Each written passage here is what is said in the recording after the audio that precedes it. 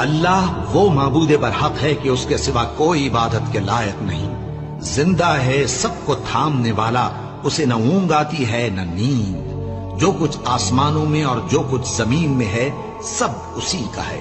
کون ہے کہ اس کی اجازت کے بغیر اس سے کسی کی سفارش کر سکے؟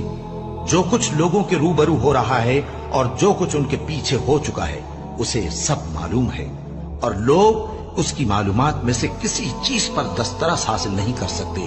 ہاں، جس قدر وہ چاہتا ہے اسی قدر معلوم کرا دیتا ہے۔ اس کی بادشاہی اور علم آسمان اور زمین سب پر حاوی ہے، اور اسے ان کی حفاظت کچھ بھی دشوار نہیں۔ وہ بڑا عالی رتبہ ہے، جلیل القدر ہے۔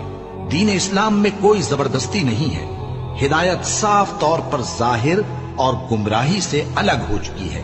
تو جو شخص بتوں سے اعتقاد نہ رکھے اور اللہ پر ایمان لائے، اس نے ایسی مضبوط